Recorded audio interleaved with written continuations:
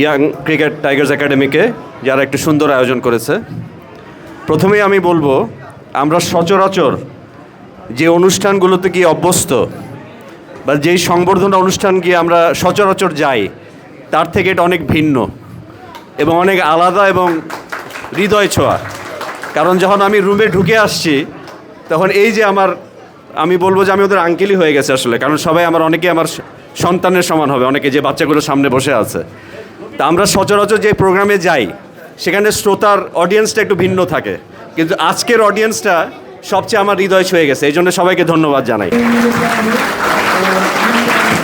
এবং অনেক আনন্দ দিয়েছে বটে। আর সেই সাথে আমার মায়েরা বসে আছে, আমার বোন হবে তারাও বাচ্চাদের সাথে অনেকটা আপনার সময় ধরে বসে আছেন। আপনাদেরকে অনেক ধন্যবাদ জানাই। যখন আমি শহীদ চান্দুর মাঠে যখন দাঁড়িয়ে কথা বলি, তখন একজন বা দুজনের নাম স্মরণ না করে আসলে আমি শুরু করতে পারি না। ঠিক তেমনি আমাদের জিয়া পরিবারের সদস্য আপনারা জানেন, মরহুম আরাফাত রহমান কোকো, যার এই বাংলাদেশের ক্রিকেট তো আছেই, এই বগুড়ার এই যে বাচ্চা ক্রিকেটাররা যারা সেই সময় ছিলেন, তাদের উন্নয়নের ক্ষেত্রে যার আছে বিশেষ অবদান। সেই সাথে আরও আছে যেমন মুসলিম ভাইয়ের কথা এখানে আসছেন, যিনি ছিলেন ক্রিকেটার তৈরির কারিগর। অনেক ছেলে মেয়ে ক্রিকেটার উনি কিন্তু তৈরি করে গেছেন। তো তাদের স্মরণ করে আমি শুরু করছি। আল্লাহ রাব্বুল আলামিনের কাছে শুকরিয়া আদায় করি যে আমি এই বগুড়ার মাটির সন্তান হিসেবে আজকে বিসিবিতে প্রতিনিধিত্ব করার সুযোগ পেয়েছি। তবে আমি একটা কথা বলতে চাই, এখানে আমার চাচ্চুরা যারা আছে আর কি, এখানে আমার ছোট যারা আছেন এবং আমার এরকম ভাইয়েরাও আছে অনেকে, যে অনেকের কাছে হয়তো আমি ওই বোর্ড ডাইরেক্টর, বিসিবির চেয়ারম্যান,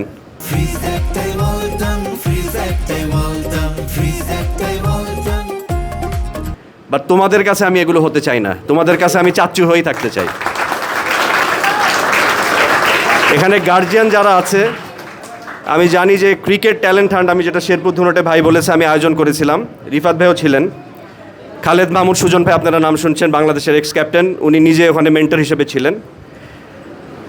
তো সেখানে যে আয়োজনে আমি দেখেছি যে সারা দিনভর কিভাবে মা বাবারা ওখানে তাদের সন্তানের সাথে ছিলেন।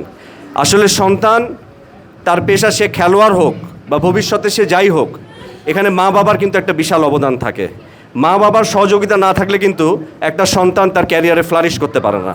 এটা আমার নিজের বেলাও তাই ঘটেছে এবং তাই আপনাদেরকে আমি আবারও ধন্যবাদ জানাই যে আপনারা এই সন্তানের স্বপ্নের সাথে আপনারাও যে এর যাত্রায় একসাথে আছেন, এই জন্য আপনাদেরকে আবার আন্তরিক ধন্যবাদ জানাই। আমি এখানে আমার এক ছোট আঙ্কেল বলে গেছেন, তার প্রিয় তামিম ইকবাল, যার নেতৃত্বে আমরা নতুন বোর্ড গঠন করেছি।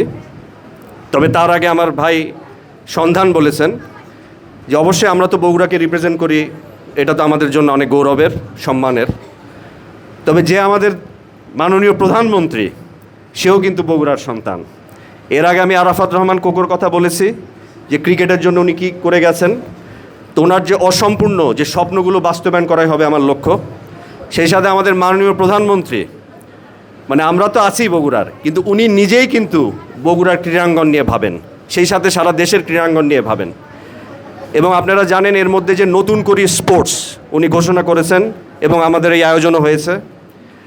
উনি ক্রিকেটের, আমার মনে হয় এর আগে যখন মাননীয় প্রতিমন্ত্রী আমিনুল ভাই আসছিলেন, উনি যে সংস্কারের কাজের কথা বলেছেন, আমার মনে হয় সেটার মাস্টার প্ল্যান অলরেডি আপনার তৈরি হয়ে গেছে।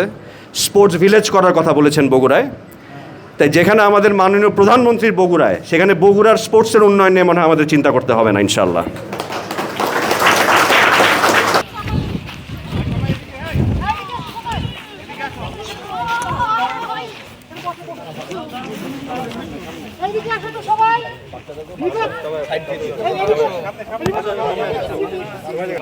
আরেকটু পিছনে আসি সবাই, আরেকটু পিছনে ভাই, ভাই আরেকটু পিছনে ভাই।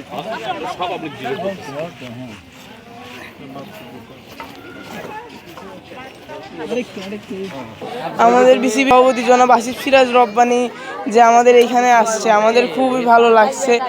আমাদের বগুড়ার হয়ে যে একজন বিসিবিতে প্রতিনিধিত্ব করতেছে, এটা আমাদের বগুড়ার জন্য অনেক বড় একটি অ্যাডভান্টেজ। ইনশাল্লাহ তিনি আরও অনেক বড় পর্যায়ে যাক, আমরা দোয়া করি। বিষয়টা আমাদের জন্য অনেক ভালো লাগলো, কারণ উনি আমাদের সাথে অনেক ফ্রিলি কথা বললো, অনেক আমাদের যেগুলো অসুবিধা সেগুলো উনি শুনলো, উনি এগুলোতে আশা করি আমাদের হেল্প করবে।